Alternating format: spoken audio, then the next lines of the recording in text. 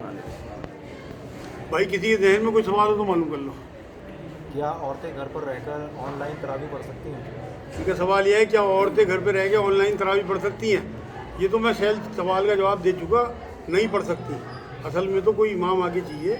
इस तरह तो पूरी दुनिया पढ़ रही है हरम की तरावियों से। तरावी अपनी तरावी पढ़ना ज़्यादा अफजल है। औरतों के लिए भी ये है कि कोठे में पढ़ें अंदर बिल्कुल घर में जाके, लेकिन अपनी जितना कुरान याद है।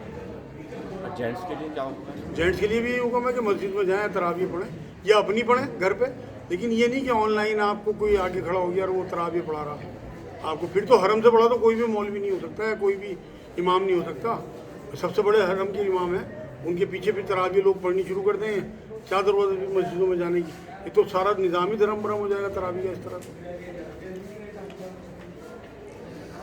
औरतें अपने चेहरे के फालतू बाल साफ कर सकती हैं? इनका सवाल यह है क्या औरतें अपने चेहरे के फालतू बाल साफ़ कर सकती हैं? बिल्कुल कर सकती हैं भाई। एक बार हज़रत आयशा रज़ियल्लाहु ताला अन्हा के पास एक औरत आई, उसने यही सवाल किया कि मेरे शौहर को पसंद नहीं है, तो उन्होंने बिल्कुल अपने शौहर के लिए तो अपना चेहरा बिल्कुल साफ़ कर लिया। बाल कटवा भी सकती हैं। हमारे यहाँ तो बाल कटवाने को हराम करार दिया जाता है ना।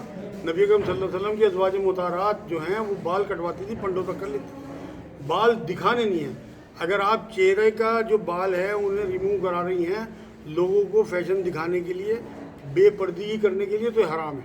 लेकिन अपने शौहर के लिए बिल्कुल जायज़ है। इस तरह बाल कटवाना भी, अगर आप बाल अपने शो करती हैं तो वो हराम है कटवाना, वरना कोई हरज नहीं। एक भाई का सवाल है, कंपनी में फाइनेंसर ऑफिसर है, कंपनी को बैंकों से लोन दिलाते हैं और वापस कराते हैं, क्या ये जायज़ है? इनका सवाल यह है, फाइनेंस ऑफिसर हैं, बैंकों से लोन दिलवाते हैं कंपनी को और वापस कराते हैं, मतलब इंटरेस्ट वगैरह दिलवाते हैं, क्या ये जायज़ है? मेरे नज़दीक तो बिल्कुल हराम है भाई। सूद का लेने वाला, देने वाला, लिखने वाला, गवाह सब एक ही ज़मरे में हैं, सब लानती हैं। तो इसलिए एकदम तो आप जॉब छोड़ना मत, दूसरी जॉब तलाश करें और उसके बाद फिर इस जॉब को छोड़ दें। ये बिल्कुल आप अपने बच्चों के पेट में आग भर रहे हैं, लेकिन एकदम नहीं छोड़नी भाई। ऐसा ना हो कि आपको दूसरी जॉब का इंतज़ाम ना हो, फिर आप दीन पे लान तान करने लगे उल्टा कि मुझे फंसवा दिया। कैसा दीन है? इसी से मुताल्लिक और सवाल है, क्या तमाम बैंकों का निज़ाम सूद पर है, क्या इसमें जॉब कर सकते हैं? इनका सवाल यह है, बैंकों का निज़ाम सूद पे है, क्या इसमें जॉब कर सकते हैं? इसमें भी वही बात होगी भाई जो मैंने अभी जवाब दिया ना। तब तक आपको दूसरी जॉब ना मिले तब तक आपके लिए वो जो आप काम कर रहे हैं वो आप करते रहें। शायद उस ज़मरे में अल्लाह आपको लिख ले। कुरान की आयत है कि जो लोग मजबूर होते हैं उनके लिए हराम को भी अल्लाह हलाल कर देता है कुछ दिनों के लिए, कि उनकी जान बची रहे। तो जिससे आपके बच्चे पलते रहें, उसके बाद फिर आप अपनी दूसरी जॉब तलाश करें। अल्लाह आपके लिए बेगुमान रास्तों से रोज़ी निकाल देगा अगर आप तकवा इख्तियार करते हैं। सूरह हज की आयत है। तो इसलिए आप अल्लाह के भरोसे होके बिल्कुल अल्लाह से दुआ करके इस जॉब को छोड़ने की कोशिश करें, दूसरी जॉब ढूंढें। अल्लाह जिसे चाहे गुमराह करता है, क्या ये बात कुरान में कुरान की है? इनका सवाल यह है, अल्लाह जिसे चाहे गुमराह करता है, क्या ये कुरान की बात है? हाँ भाई, कुरान में ही है, लेकिन ये तर्जुमा गलत करते हैं हमारे उलमाए दीन। इसका तर्जुमा इस तरह से नहीं होगा। उसका तर्जुमा आयत का इस तरह से होगा कि जो गुमराही चाहता है, जो अल्लाह के कानून के हिसाब से गुमराह हो चुका, फिर अल्लाह उसे हिदायत नहीं देता। अगर अल्लाह देख लेता है कि इसी में बढ़ता चला जाएगा तो फिर अल्लाह हिदायत नहीं। ये सीधा अल्लाह पे इल्ज़ाम लगा देते हैं, इससे गैर मुस्लिमों को भी उंगली उठाने का मौका मिलता है अल्लाह पे। तो अल्लाह अगर गुमराह करता है तो फिर हम तो जिम्मेदारी नहीं है, जितना मर्जी जिना करें, जितनी मर्जी शराब पिएँ। ये तो बिलौजी अल्लाह के ऊपर इल्ज़ाम लगाने वाली बात है। बल्कि कानून अल्लाह का जो है, अगर कोई उसकी जद में आके गुनाह नहीं छोड़ता तो फिर अल्लाह उसे गुमराही रहने देता है, उसमें बढ़ाता है। ये इसका अल्लाह का कानून है। क्या नाबिना इंसान भी नमाज पढ़ा सकता है जबकि वो नापाकी का ख्याल नहीं रख सकता है? इनका सवाल ये, क्या नाबीना नमाज पढ़ा सकता है इंसान के जबकि वो नापाकी का ख्याल नहीं रख सकता? बिल्कुल पढ़ा सकता है भाई। ये इब्ने उम्मे मक्तूम रज़ियल्लाहु ताला अन्हु का नाम मेरे याद आ रहा, नाबीना साहब ही थे, वो नमाज़ पढ़ाते थे। और जो नापाकी का ख्याल नहीं रख सकता उसकी तो अपनी नमाज नहीं होगी। तो जितनी वो रख सकता है उतनी रखेगा, बाकी अल्लाह को पता है। बिल्कुल नमाज़ पढ़ा सकता है। मैंने तो आपको हवाला दे दिया साहबी का। कब्रिस्तान में क्यों जाने का हुक्म है, क्या बावजूद जाना चाहिए? इनका सवाल यह है, कब्रिस्तान में क्यों जाने का हुक्म है और क्या कब्रिस्तान में बावजूद जाना चाहिए? बस कब्रिस्तान जाने का हुक्म अपनी इबरत के लिए कि हमें याद आए कि हमें भी यहीं आना, और दुआ के लिए जो वहाँ मुर्दे दफन है। सबसे पहले तो सलामती भेजनी है आपको दाखिल होते ही, और सलामती भेजना एक अपने आप में दुआ है। تو دعا اور عبرت یہ دو وجہ ہے قبرستان بھیجنے کی نبی اکرم صلی اللہ علیہ وسلم نے جو آرڈر دیا ہمیں. اور آپ نے پوچھا کہ اب وضو چاہیے, نہیں اس کی کوئی وہ نہیں ہے. وضو تو صرف نماز اور طواف, ان دو چیزوں کے لیے ضروری ہے. سجدہ سہو میں کیا دونوں سلام کے بعد کریں ہیں ایک کے بعد؟ ان کا سوال یہ سجدہ سہو دونوں سلام کے بعد کریں یا ایک سلام پھیر کے پھر سجدہ سہو. بھائی ہمارے ہاں جو رائج ہے نا وہ تو یہی ہے کہ اتحیات کے بعد ایک سلام پھیرا اور سجدہ سہو کیا, اس کے بعد پھر اتحیات پڑھی. لیکن جو سنت طریقہ ہے, جو اصل طریقہ ہے وہ یہ ہے کہ آپ پوری نماز کر لیں, دونوں سلام پھیر لیں, اس کے بعد سجدہ سہو کریں, پھر دوبارہ سے اتحیات اور اسی طرح سے درود پڑھیں, اس کے بعد آپ کی یہ نماز پوری ہوتی ہے. لیکن ہمارے ہاں جس طرح سے چلا آ رہا آپ کو اسی طرح کی عادت ہے, فی الحال آپ وہ کرتے رہیں, انشاءاللہ دھیرے دھیرے عادت کٹے گی آپ کی, ایسا نہ ہو کہ آپ کی نمازیں خراب ہونی شروع ہو جائیں. بہت سے کاموں کو اللہ نے کہا ہے کہ یہ کام میرے لیے آسان ہے. میرا سوال ہے کہ اللہ کے لیے کچھ کام مشکل بھی ہے؟ بڑا علمی سوال ہے, بہت اچھا سوال ہے. ان کا سوال یہ ہے, قرآن میں اللہ نے کئی جگہ یہ کہا کہ میرے لیے یہ کام بہت آسان ہے, کیا کچھ کام اللہ کے لیے مشکل بھی ہے؟ نہیں, مشکل کوئی نہیں ہے اللہ کے لیے کام, آسان بھی کوئی نہیں ہے, سب کچھ الحمدللہ. اللہ تو کن فیکن میں سب کچھ کر سکتا ہے. وہاں جو ہے یہ بھی ترجمہ غلط ہے میرے بھائی, کہ اللہ یہ کہتا ہے کہ میرے لیے یہ فلاں کام آسان ہے. بلکہ یہ ہونا چاہیے کہ اللہ کو کوئی پرواہ نہیں ہے, اللہ کے لیے تو معمولی چیز ہے, تو یہ کام کر دینا اللہ کے لیے معمولی ہے. اہم یا کوئی مشکل یا کوئی آسانیاں کوئی معاملہ نہیں. وہی جو میں آپ کو کہہ رہا, ترجمہ ہمارا اس طرح کے وہ ہیں کہ لوگوں کے دلوں میں اشکال اور کوشچن آتے ہیں لوگوں کے دلوں میں آیتوں کے حوالے سے. تو جب بھی کبھی آئے تو بالکل شرمایا نہ کرو, میں حاضر ہوں, بلکہ اور آپ کے قریب کے کوئی عالم ہو وہ آپ کو جواب دیں گے, نہیں تو نیٹ پہ آج کل سب کچھ ہے الحمدللہ. قرآن کا ترجمہ سیکھنے کو کون سے 14 علوم سیکھنے ہیں؟ ان کا سوال یہ, قرآن کا ترجمہ سیکھنے کے لیے کون سے 14 علوم سیکھنے ہیں؟ کوئی بھی نہیں سیکھنے میرے بھائی, ایویں یہ تو لوگوں نے اڑا دی اپنی اہمیتیں بڑھانے کے لیے کہ مدرسوں کی اور عالموں کی ان کی اہمیتیں بڑھیں, اور مطلب لوگ جو ہیں ان کے آگے پیچھے بھی رہیں. اب میں نے تو آج ہی تو بیان میں کہا آپ کو کہ بھائی جن کے اوپر یہ قرآن اترا تھا نبی اکرم صلی اللہ علیہ وسلم, اور ان کے جو ارد گرد کے لوگ تھے انہیں کون سے 14 علوم آئے تھے؟ بھائی نبی اکرم صلی اللہ علیہ وسلم چلو مان لو اللہ کی نگرانی میں انہیں علم آتا تھا, وہی آتی تھی. لیکن اور جو آس پاس کے لوگ تھے جن کے لیے اللہ نے قرآن بھیجا انہیں کون سے علم آ رہے تھے؟ بدو لوگ تھے, صرف عربی جانتے تھے. تو اس لیے بالکل کوئی اس طرح کا جو ہے علم سیکھنے کی ضرورت نہیں ہے, آپ سیدھا ترجمہ پڑھیں. آپ کچھ پوچھیں. ان کا سوال یہ ہے, رزق میں خیر و برکت کے لیے کیا کریں؟ سب سے پہلے تو 5 نمازیں, کیونکہ اصل میں رزق اللہ کے ہاتھ ہے اور اللہ کو اپنا بنانے کا بہترین طریقہ نماز ہے. دوسرے کچھ تسبیحات ہم بتاتے ہیں, اور رزق میں برکت کے لیے نبی اکرم صلی اللہ علیہ وسلم نے صلہ رحمی بتائی, اپنے رشتہ داروں کے ساتھ بہتر سلوک. رشتہ داروں میں سب سے پہلے اپنے ماں باپ, اس کے بعد اپنے بیوی بچے, اس کے بعد اپنے بہن بھائی, اس کے بعد اپنے پڑوسی رشتہ دار, اس کے بعد دور کے رشتہ دار.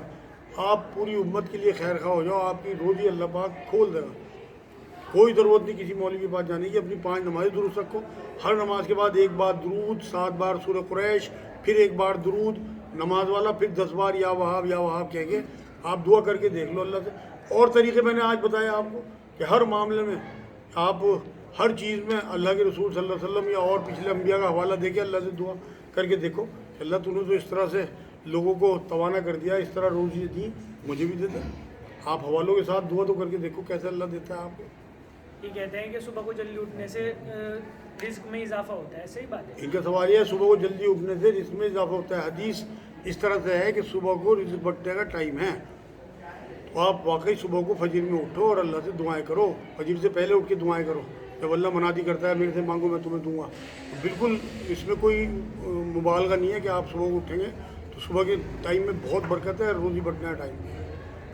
دین سیکھنے کا سب سے اچھا طریقہ کیا ہے؟ ان کا سوال یہ, دین سیکھنے کا سب سے اچھا طریقہ کیا ہے؟ براہ راست خود اپنی جو زبان آپ کو آتی ہے اس میں قرآن اور حدیثیں پڑھنا. حدیثوں کے مجموعے ہندی, اردو, انگلش میں بہت آسانی سے اور بہت سستے میں دستیاب ہیں. 100-150 روپے میں آپ کو مل جائیں گے. قرآن کے ترجمے بھی اسی طرح. اور آپ اگر کسی عالم کا قرآن کا ترجمہ آسان پوچھنا چاہو گے تو مولانا کریم پاریک صاحب ہیں ایک ناگپور کے, ان کا ترجمہ لے لو انگلش یا ہندی کا, انشاءاللہ تعالیٰ آپ بہت آرام سے قرآن سمجھ لو گے. جو چیز سمجھنا ہے نشان لگا لو, آپ کو جب موقع ملے میرے سے پوچھ لو, نیٹ پہ چیک کر لو. اور مولانا مودودی کا قرآن ہے تفہیم قرآن, وہ بھی بہت آسان ہے مگر تھوڑا سا آپ کو مشکل پڑے گا. آپ پہلے وہ پڑھ لو پھر اس پہ آ جانا انشاءاللہ. حدیث اور حدیث بخاری اور مسلم بالکل تخصیص کے ساتھ آ گئی ہیں آج تو، مطلب اس میں بہت لمبے چوڑے کچھ نہیں کہ فلاں روایت کچھ نہیں، تخصیص مختصر کر کے انہوں نے روایتیں اور راویوں کے نام ایک دو دے کے اور اس کے بعد حدیثیں شروع کر دی. آپ شروع کر کے تو دیکھو، باقی سمجھانے کو میں بیٹھا تو تمہارے بیچ میں انشاءاللہ.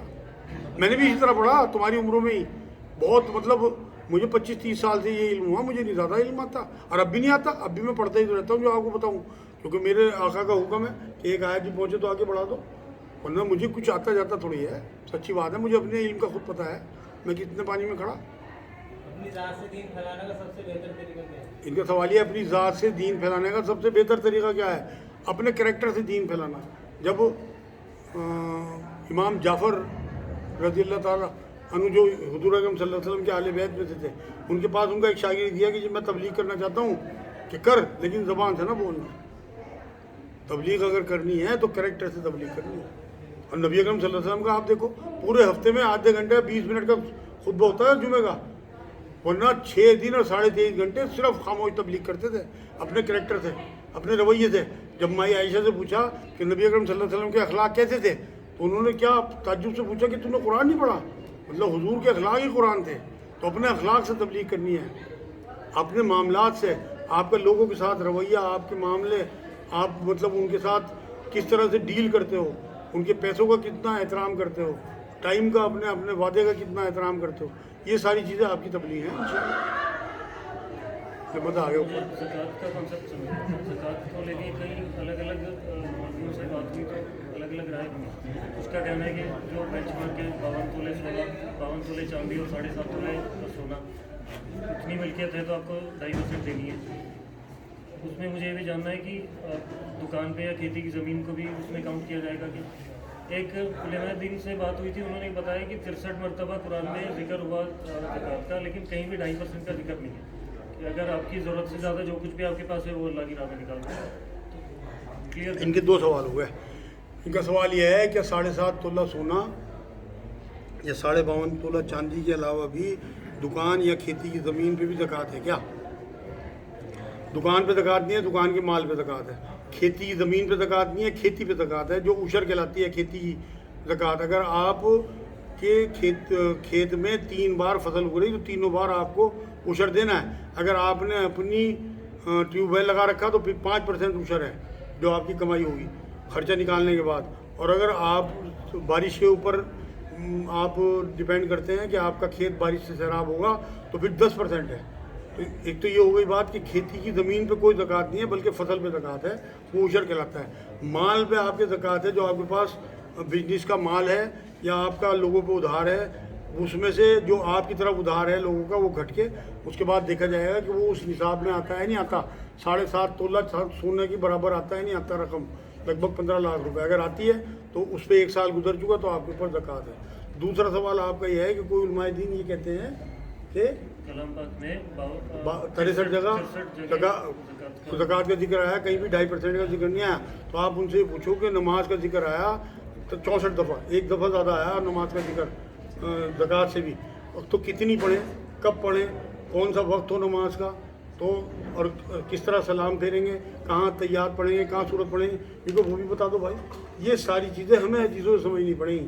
قرآن تو ایک کتاب اللہ نے دے دی جو 6000 کچھ آیتوں پہ مشتمل ہے. اس کے بعد پورا دین جو ہے وہ حدیثوں سے سمجھا جائے گا. تو رسول اللہ صلی اللہ علیہ وسلم بتا کے گئے کہ 2.5% زکوٰۃ دو اپنے مالوں میں. اگر وہ صرف قرآن کے اوپر ہی ڈیپینڈ رہیں گے تو وہ نہ نکاح کر سکتے ہیں. نکاح کا ذکر ہے کس طرح، کیسے حجاب قبول ہوگا، کس طرح مہر رکھے جائیں گے، کس طرح عدت ہوگی، کس طرح سے طلاق ہوگی، کیسے سمجھیں گے. ہر چیز کو میں اگر میں ایکسپلین کرنا شروع کر دوں تو 2 گھنٹے تو میں آپ کو اسی میں لگا دوں گا. تو اس لیے انہیں سمجھاؤ کہ عالم صاحب اپنا علم اپنے پاس رکھو، رسول اللہ کے علم پہ ڈیپینڈ ہو جاؤ جو رسول اللہ ہمیں دے کے گئے. قرآن میں بھی اللہ نے یہ بات کہی کہ جو نبی تمہیں دیں وہ لے لو، جس سے روکیں اس سے رک جاؤ. اسی کڑی میں 2 سوال ہوتے ہیں. زکوٰۃ رمضان میں ہی کلیئر کرنی ضروری ہے، راؤنڈ ایئر کبھی بھی دے سکتے ہیں آگے پیچھے؟ ان کا سوال یہ. ہاں. اور دوسرا اگلا یہ کہ مان لو ہمارے پاس زیور ہے اتنا جو اس سے زکوٰۃ دینی ہے زکوٰۃ میں، لیکن بزنس کسی کا ابھی اچھا نہیں چل رہا، تو زیور کو بیچ کے ہی زکوٰۃ دیں یا ابھی انتظار روک کر لیں؟ لیں یا کیا صورت؟ ان کا پہلا سوال تو یہ ہے کہ رمضان میں ہی زکوٰۃ دینی ضروری ہے. اگر آپ رمضان میں چٹھا جوڑ رہے تو آپ کو رمضان میں ہی زکوٰۃ الگ کر دینی ہے. آپ کوشش کریں رمضان میں نمٹا دیں اسے, نہیں تو آپ بعد میں بھی دے سکتے ہیں, لیکن وہ آپ مکس نہیں کر سکتے اپنے مال میں. وہ اللہ کا حق ہے, وہ الگ ہو گیا بالکل. وہ غریبوں کا حق ہے کہ آپ اسے 1 مہینے میں دے دیں یا 2 مہینے میں دے دیں یا 1 ہفتے میں دے دیں یا 1 دن میں دے دیں, لیکن آپ اسے مکس نہیں کر سکتے کہ آپ خلط ملت رکھیں اپنے اصل مال میں. وہ آپ کے مال کی گندگی تھی, اگر آپ نے اسے ملا لیا تو آپ کا سارا مال گندا ہی رہے گا پھر. 1 نمبر بات. دوسرا سوال یہ ہے کہ اگر آپ پیسے نہ ہوں اور زیور ہو تو کیا زیور بیچ کے زکوٰۃ دیں؟ بالکل, آپ ایک آدھی انگوٹھی بیچیں یا کنڈل بیچیں اور زکوٰۃ دیں, جس سے کہ آپ کا زیور حفاظت میں آ جائے. ادروائز اگر آپ نے ڈیلے کیا یا آپ نے نہ دی تو وہ خطرے میں رہے گا. زکوٰۃ کا مطلب کیا ہے کہ مطلب تزکیہ کرنا, صفائی کرنا, تو آپ کے مال کی صفائی کرتی ہے زکوٰۃ. تو اس کے اوپر بھی کوئی آفت آنے والی ہو, اس گندگی کو دور کرتی ہے زکوٰۃ آپ کے زیور کی. تو آپ 1 انگوٹھی بیچ دو یار, کوئی بات نہیں, پوری زکوٰۃ ادا ہو جائے گی انشاءاللہ. جیسے آپ نے یہ کہا ٹیوب ویل پہ 5% لگتی ہے اور کچھ یہ بارش پہ 10%. بارش پہ 10% کیوں؟ ان کا سوال یہ ہے ٹیوب ویل پہ 5% عشر ہے اور بارش پہ 10% کیوں ہے؟ کیونکہ ٹیوب ویل میں آپ کا خرچ ہوا, آپ کی محنت لگی. بارش میں آپ کی نہ کوئی محنت ہے نہ آپ کا خرچ ہے, وہ اللہ کی طرف سے ہے, تو اللہ کا ٹیکس بھی دور نہ ہو جائے گا پھر اس میں. یہ تو لاجک والی بات ہے. آپ تو پڑھے لکھے آدمی ماشاء اللہ. نماز کے بعد جو 34-33 بار پڑھا جاتا ہے, کیا یہ ضروری ہے اسے ہاتھوں پر پڑھیں یا تسبیح پر؟ بہت اچھا سوال ہے. ان کا سوال یہ ہے کہ نماز کے بعد 33 بار جو سبحان اللہ الحمدللہ اللہ اکبر پڑھتے ہیں تو وہ ضروری ہے, اسے ہاتھوں پہ پڑھیں یا تسبیح پہ بھی پڑھ سکتے ہیں. بھائی دیکھو, ایک تو وہ پڑھنا ہے, نبی اکرم صلی اللہ علیہ وسلم کی سنت, ضروری نہیں ہے. اگر آپ پڑھتے ہیں بہت ثواب ہے. نبی نے فرمایا 34 بار اللہ اکبر, ایک حدیث میں آتا ہے بخاری کی, 33 بار سبحان اللہ, 33 بار الحمدللہ. ایک حدیث میں 33 بار تینوں چیزیں, اور آخر میں لا الہ الا اللہ وحدہ لا شریک لہ, وہ پورا ایک کلمہ جو ہے وہ پڑھنے کا حکم ہے. یہ 100 دفعہ ہو جائے گا. لیکن اگر کوئی نہیں پڑھتا تو کوئی گناہ نہیں ہے. دوسرا سوال آپ کا, کیا اسے انگلیوں پہ پڑھیں یا تصویر پہ؟ یہ تو ذرائع ہیں یار, آپ کسی بھی طریقے سے پڑھ سکتے ہو. اصل میں تو بات یہ ہے, آپ کو حج کا حکم دیا گیا, نبی نے تو اونٹ پہ کیا, آپ جہازوں میں جا رہے ہیں, تو ذرائع ہیں. آپ کو حج کرنا ہے, آپ یہ دیکھو کہ مجھے کرنا کیا ہے. آپ کو تسبیح پڑھنی ہے, وہ چاہے آپ تسبیح انگلیوں پہ پڑھ دو, اور یہ حضور تو دائیں ہاتھ پہ پڑھتے تھے, دائیں ہاتھ پہ نہیں پڑھتے تھے. شاید کسی نے سنی ہوئی بات, دائیں ہاتھ پہ حضور تسبیح پڑھتے تھے. تو آپ چاہے انگلیوں پہ پڑھو, آج ذرائع بڑھ گئے, تسبیح آ گئی, کاؤنٹر آ گئے انگلیوں پہ, بالکل آپ کر سکتے ہو. سب کچھ یہ اللہ کے دی ہوئی دماغ کی ڈسکوریز ہیں ہمارے لیے. ایک سوال یہ ہے کہ ہم نے سنا ہے کہ لوگ جو ہے جو پریشان حال ہوتے ہیں تو وہ امداد کر دیتے ہیں, تو ان کو 10 گنا اللہ تعالیٰ ان کو ریورس دیتا ہے. کیا یہ صحیح حدیث ہے؟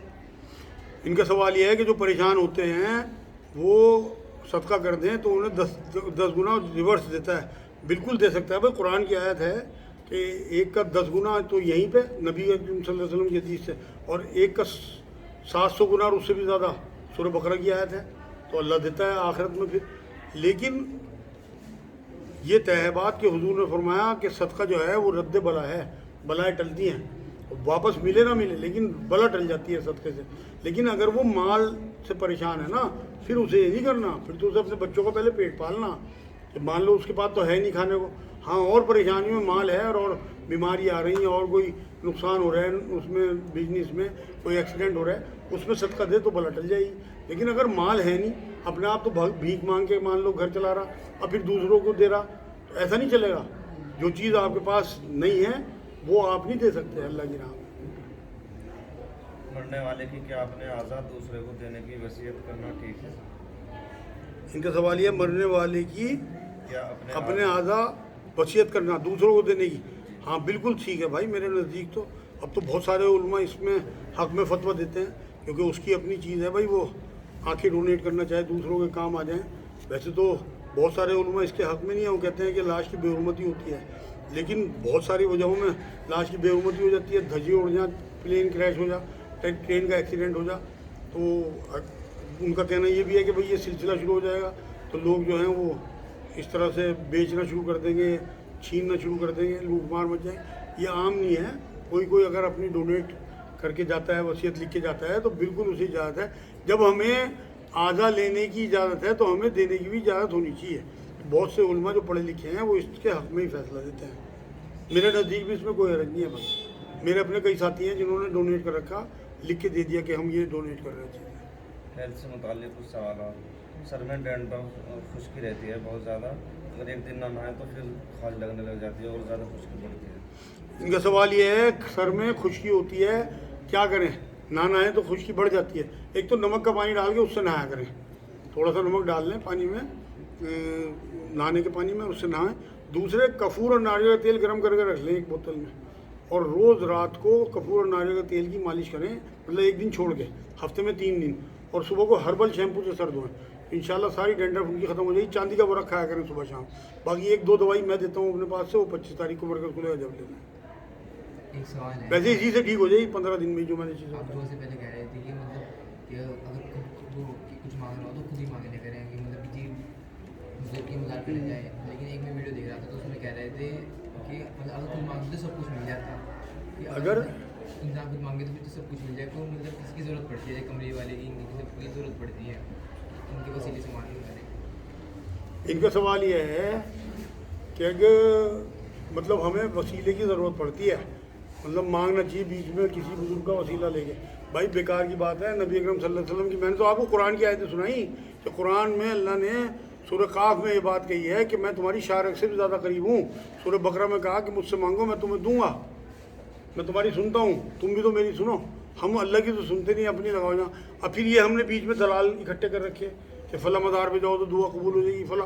अगर रसूलुल्लाह सल्लल्लाहु अलैहि वसल्लम भी हमें यूँ कह के जाते ना कि मेरे वसीले से दुआ कर लो, मेरे मज़ार पे आके दुआ कर लो, तो मैं मान लेता बात। एक भी हदीस नहीं है कि बुज़ुर्गों ने अपना आप घर रखी कि फ़ला मज़ार पे जाओ और वहाँ से तुम्हारी मुराद पूरी हो जाएगी। अपनी माओ को तो झिड़की दें, गालियाँ दें, धक्के दें, अपने बाप को तो पलट के ऐसे ऐसे ठैं जवाब दें, और बुज़ुर्गों के पास दुआएं कराने जा रहे हैं। कहाँ सुन रहे हैं अल्लाह में? सबसे बड़े बुजुर्ग तो तुम्हारे माँ बाप हैं, उनसे दुआ कराओ। नबी ने फरमाया कि बाप की दुआ औलाद के हक़ में अल्लाह रद्द नहीं करता। आप करके देख लो, मेरी बात जो है आप जोड़ के देखना, वो हदीस पेश नहीं कर सकते, मैं कुरान की आयत और हदीस सब पेश कर दूँगा। बल्कि एक हदीस है कि क्या नाम है, जो पक्की कब्रें देखें तो उनको तोड़ दो। इनका सवाल यह है कि कोई पक्की खबरें देखो तो वो तोड़ दो। ये तो भाई हुकूमत का काम है, आप तोड़ने लगो तो झगड़ा हो जाएगा। इसलिए मेरे भाई हमने शिद्दत इख्तियार नहीं करनी, जो बनी हुई है उन्हें बनी रहने दो। आप अपने वसीयत ये करके जाओ कि हमने अपने पूरे ख़ानदान की कब्रें कच्ची रखनी है, क्योंकि नबी अकरम सल्लल्लाहु अलैहि वसल्लम का हुक्म है कब्रें कच्ची रखने का।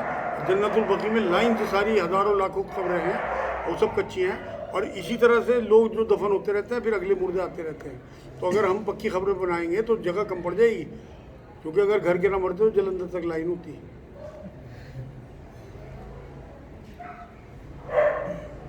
मस्जिद के इमाम हैं, उनके टखने में जख्म है, नासूर बन गया, उसमें पानी चलता रहता है, काफ़ी दिन से परेशान है। ये वाली है।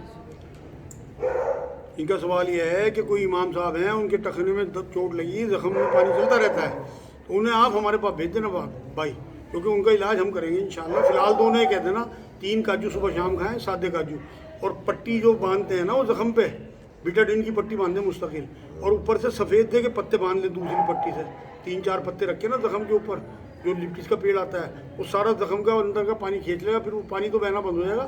नासूर की दवाई फिर हम देंगे ज़ख्म सुखाने की इंशाल्लाह अपने पास से। या फ़िलहाल कस्ते शीरी भी ख़रीद लें वो 150 रुपये की, और वो पिसवा के आधा चम्मच सुबह शाम खाना शुरू कर दें। इनका सवाल यह है कमर में दर्द रहता है क्या दवा खाएं? एक तो एस्जिपाइरिन टैबलेट आती है पीले रंग की अंग्रेजी, एक गोली वो रात को खा लिया करें सोते हुए, 5-7 दिन में कमर का दर्द ख़त्म हो जाएगा।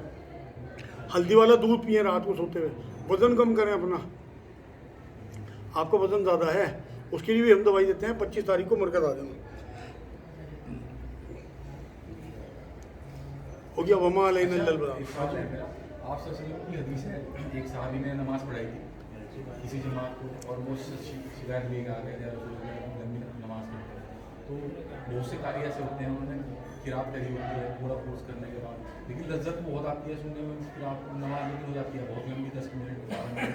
तो ऐसी सूरत में क्या करें? कुरान की लज्जत हासिल करें या फिर इमाम का चाहिए? बहुत ही अच्छा सवाल है, इल्मी सवाल है। इनका सवाल ये है कि नबी के पास शिकायत लेके पहुँचे थे कि लंबी नमाज कराते हैं, तो हुजूर ने उन्हें मना कर दिया था उन इमाम साहब को कि छोटी नमाज़ें पढ़ाओ, लोगों को काम भी होते हैं, ज़ईफ़ भी हैं, कमज़ोर भी हैं लोग, अपनी चाहे लंबी पढ़ो चाहे नफिल और सुन्नत है, लेकिन जो फ़र्ज़ नमाज़ें तुम इमामत कराते हो वो छोटी। अब इनका सवाल ये है कि लोग क़िरात सीखे हुए होते हैं तो लंबी नमाज़ें पढ़ाते हैं, تو ہم تیرت کا مزہ لیں یا نبی اکرم صلی اللہ علیہ وسلم کی وہ بات انہیں یاد دلا دیں. نبی اکرم صلی اللہ علیہ وسلم کی وہ بات یاد دلا دو بھائی. قرآن جو ہے تیرت کے مزے لینے کے لیے نہیں آیا. یہ پوری امت گا رہی قرآن کو, یہ گانے کے لیے نہیں آیا, یہ ہدایت کے لیے آیا. ہدی للناس ہے یہ, یہی تو میں نے بات کہی. ہدایت تو لے نہیں رہے, کوئی ترجمے سے تو پڑھنے کو تیار نہیں ہے. اس کے حساب سے نہ عمل کرتے ہیں نہ فیصلہ کرتے ہیں, بس گا رہے, لطف لے رہے. قاری عبد الرحمن صاحب گا رہے ہیں, سدیش صاحب, اور فلاں گا رہے ہیں فلاں. ارے بھائی اس لیے آیا قرآن, وہ تو حامل ہیں اس کے, انہیں تو عربی آتی ہے. وہ تو جب وہ آیتیں آتی ہیں عذاب والی وہ رونے لگتے ہیں, آپ نے سنا ہوگا شاید, ان کی رکت بن جاتی ہے. ہمیں کہاں, ہمیں تو پتہ بھی نہیں ہے کہ کون سی آیت میں کیا کہہ رہا اللہ پاک. تو اصل تو وہ سیکھو کہ آپ قرآن کا ترجمہ, قرآن کی عربی سیکھ کے اسے عمل میں لانے کی کوشش کرو. یہ سب چیزیں رہ جائیں گی میرے بھائی. بجے گا ان پہ جو قرت کے مزے لے رہے ہیں اور بے بہرا ہو کے پھر جوئے بھی کھیل رہے ہیں. قرت کے تو مزے لے رہے ہیں اور جا کے حرام کاموں میں لگے ہوئے ہیں. دیکھنا کیسی کھال اترے گی, پجامہ نیچے کر کے چٹی بجی. اچھا ایک سوال ہو رہا ہے, ایک بھائی اعتکاف میں بیٹھے ہیں مسجد میں, اگر انہیں بوقت ضرورت اگر نماز پڑھانی پڑ جائے مسلح کو, نماز پڑھا سکتے ہیں یا نہیں؟ اور دوسرا سوال یہ کہ رات کو جو قیام اللیل ہوتی ہے اگر وہ علیحدہ سے کچھ لوگوں کو جماعت کرانے میں نہیں کرا سکتے ہیں. ان کا سوال یہ ہے کہ قیام اللیل کی کیا جماعت کرا سکتے ہیں؟ بھائی کرا تو سکتے ہیں تو جائز, لیکن کرانی نہیں چاہیے میرے حساب سے. حضرت عمر کی وہ بات یاد رکھو جب انہوں نے یہ کہا تھا کہ یہ جو ہے حسین بدعت ہے, ویسے اس سے بہتر ان کی گھر کی نماز ہے جو اپنی پڑھیں. تو وہ اگر الگ اپنی نماز پڑھیں گے نا, جتنا قرآن یاد ہو وہ زیادہ فضیلت کی بات ہے, ویسے اجازت ہے. دوسرا آپ کا سوال تھا کہ اعتکاف والا کیا امام بن سکتا ہے؟ تمام جائز کام کر سکتا ہے میرے بھائی سوائے مباشرت کے.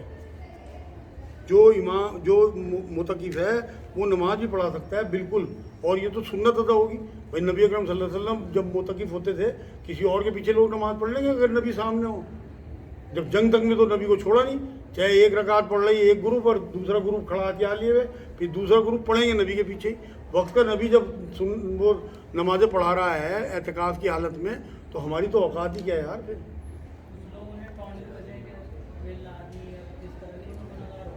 ان کا سوال یہ ہے کہ کچھ لوگ انہیں ٹونٹ کرتے ہیں جو ایسی نماز پڑھاتے ہیں, کیا وہ گنہگار ہوں گے اعتکاف والوں کو؟ ہاں انہیں ٹونٹ کرتے ہیں نا, اللہ کے یہاں پکڑے میں آئیں گے. میں نے تمہیں سنت بتا دی بھائی, جب اعتکاف میں بیٹھتے تھے حضور اکرم صلی اللہ علیہ وسلم 10 دن کا اعتکاف, کوئی وہ کسی کے پیچھے نماز پڑھتے تھے. تو پھر آپ تو یہ مثال دو نا انہیں. اچھا لوگوں کی پرواہ بھی نہیں کرنی, جہاں نبی کی سنت ہمیں قرآن کی نص مل جائے یا نبی کی سنت مل جائے بس فائنل ہے وہاں. اب ساری دنیا لان تان کرے آپ کو جو ہے. میں تو بالکل بھی پرواہ نہیں کرتا لوگوں کی قسم سے. پہلے میرا بڑا دل دکھتا تھا, کوئی کچھ کہتا تھا کوئی کچھ کہتا. جب سے میں نے پرواہ کری لوگوں نے کہنا ہی کم کر دیا. جب تک اونچی آواز سے نہیں بول سکتے اور کھلے آسمان کے نیچے, ارے سب کچھ کر سکتے ہیں میرے بھائی, کون کہتا ہے نہیں کر سکتے؟ انہوں نے بہت سب فالتو کی باتیں ہیں, سب شدت اختیار کر رکھی. رات دن میرے پاس یہی سوال آ رہا ہے اعتکاف سے متعلق ابھی 2-3 دن میں, عورتوں کے مردوں کے. ارے بھائی قرآن میں تو اللہ کہہ رہا ہے کہ میں تمہارے لیے آسانیاں چاہتا ہوں, مشکل نہیں چاہتا, اور تم نے مشکلیں پیدا کر دی. اب تم دیکھو اللہ کے یہاں تمہارا کیا بنے گا. یہ تو کب وہاں تک نہیں جانے دیتے تھے, یہ جو وضو خانہ ہے کہ وہاں بولنا چاہیے کسی سے جواب نہ دے دیو سلام کا بھی, نہ غسل خانے میں جا سکو. نہانے کے لیے بھی کہتے ہیں. ارے کون کہہ رہا ہے یار, حضور نے فرمایا ایمان کا آدھا حصہ ہے صفائی, اور 10 دن تک آپ گندے گرمیوں میں پڑے رہو گے. گندے ہیں گندے, ایمان کہاں رہ گیا پھر بتاؤ تو. جب آدھا ایمان کا حصہ صفائی بتایا, میں نے تو بھائی دیکھو 20 سال اعتکاف کرا, ابھی چھوڑا جب سے میرا آپریشن ہوا. میں نے تو فرسٹ کلاس نہایا, چاہے کتنی باتیں. وہی تو میں کہہ رہا, شروع میں تو میرا دل دکھے تھا کہ یہ کہتے کہ یہ نہانے جا رہا, غسل خانے میں پڑا, یہاں پڑا. میں تو ایک دن چھوڑ کے نہاتا تھا, گھر تو روز نہاتا تھا, مسجد میں ایک دن چھوڑ کے نہاتا, لیکن نہاتا ضرور تھا. حالانکہ بالٹی اٹھانا میرے بس کا نہیں تھا, بالٹی لوہے کی بالٹی تھی, عادت تھی نہیں, ہمیں تو شاور واور کی عادت ہے. لیکن سب کچھ کیونکہ رہ نہیں جاتا, بھائی خارج آنے لگے گی جسم پہ.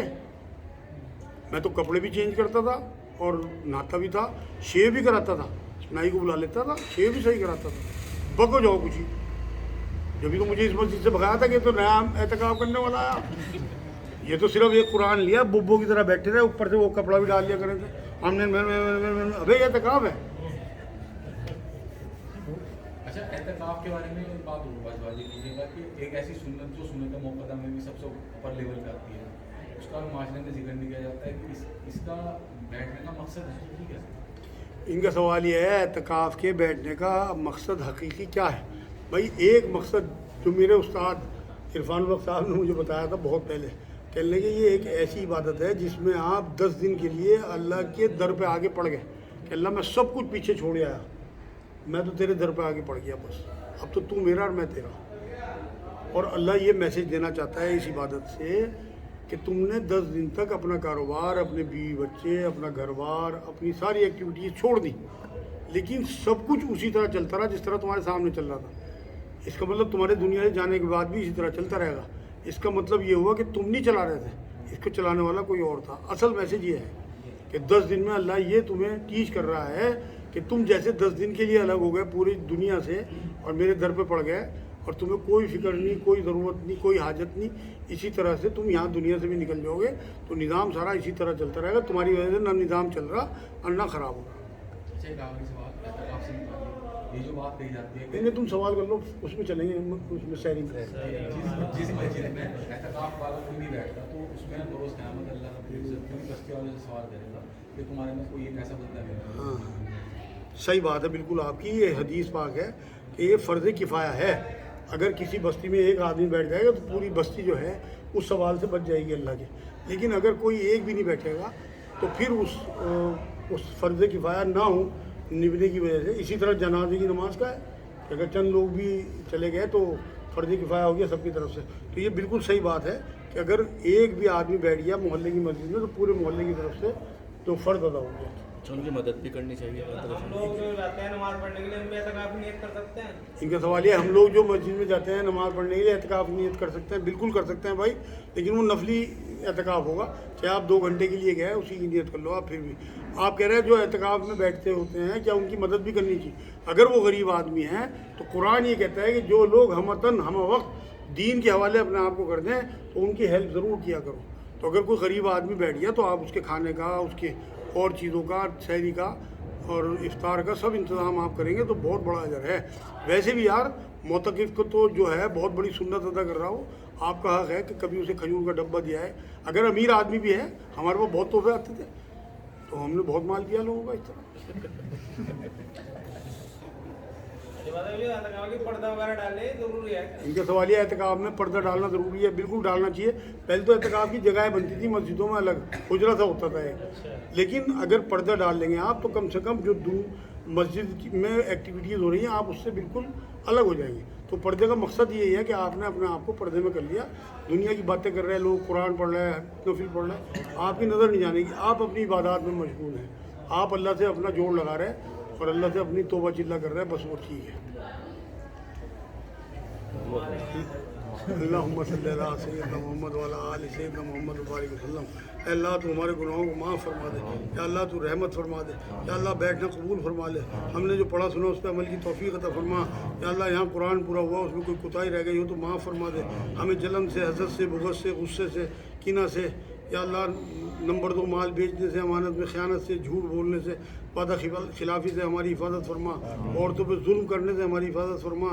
या अल्लाह पाक अमन, हमारे मुल्क में भी अमन पैदा फरमा। या अल्लाह पाक ईरान वालों के लिए भी मदद फरमा। या अल्लाह पाक गाज़ा वालों के लिए भी मदद फरमा। या अल्लाह इजराइल वालों को भी हिदायत नसीब फरमा कि वो जुल्म करने से बचें। या अल्लाह पाक हमने जो भी मांगा उसे कबूल फरमा ले। रमज़ान की बरकतें लूटने की तौफीक अता फरमा। जितने लम्हे रह गए उसमें ज़्यादा ज़्यादा अमल की तौफीक अता फरमा, नेकियों की तौफीक अता फरमा। या अल्लाह पाक गुनाहों से बचने की तौफीक अता फरमा। सुभान रब्बिक रब्बिल इज़्ज़ति अम्मा यसिफून व सलामुन अलल मुरसलीन।